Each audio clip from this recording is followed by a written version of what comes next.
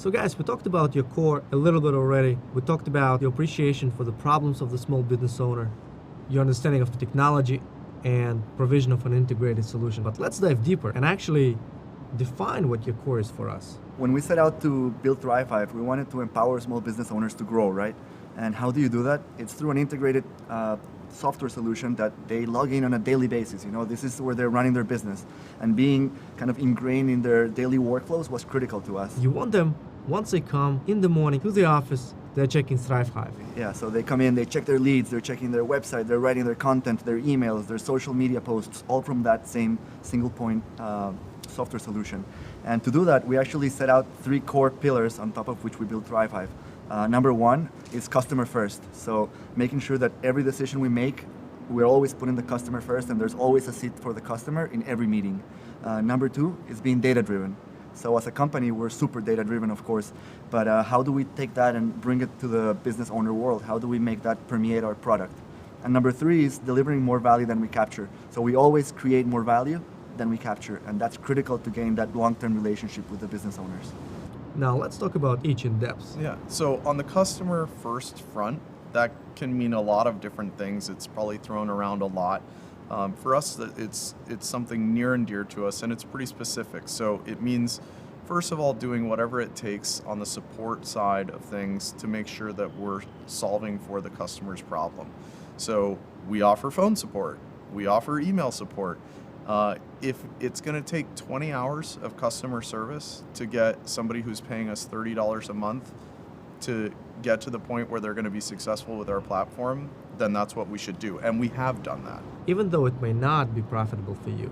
You have to think about it in the bigger scheme, right? There's the long-term view where all of these customers become evangelists. You're solving their problem, you're creating relationships, they're loyal to you, and they become an army of people that are selling your product out there later on. Let's talk about being data-driven. What does that mean? The largest part of the company is the product team, engineers, data scientists, product managers, and everyone's crazy for technology and for data, but how do you make that data accessible? How do you bring it down to the point where it's actionable?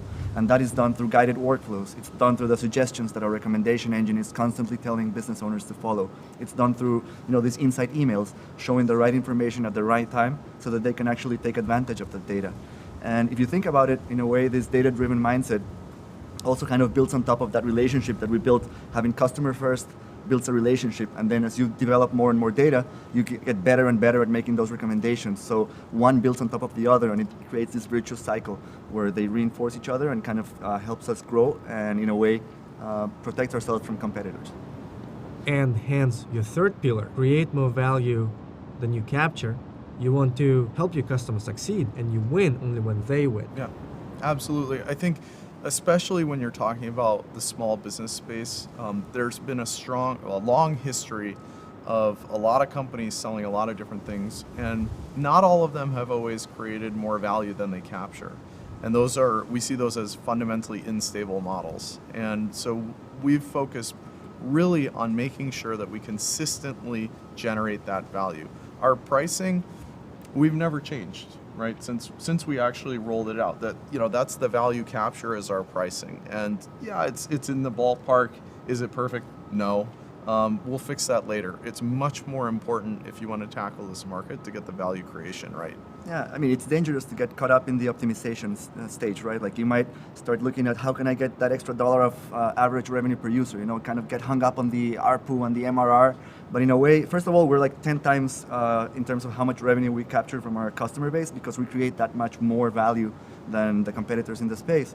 But the more important thing here is because we create so much more value than we capture, we also get a lot of evangelists, people that are going to be out there referring us and selling our product for us. It's an army of people selling ThriveHive. Really curious, how did this sense of your core crystallize? So we spent a lot of time developing our persona, interviewing hundreds of business owners and really understanding who we were selling to. And as those conversations kind of evolved and we were trying to figure out, okay, so we know what is the problem we're solving, we know who we're selling it to, but how do we actually take this to market? What is it that is going to define ThriveHive? And I think that's when sort of the notion of success started to come up more and more.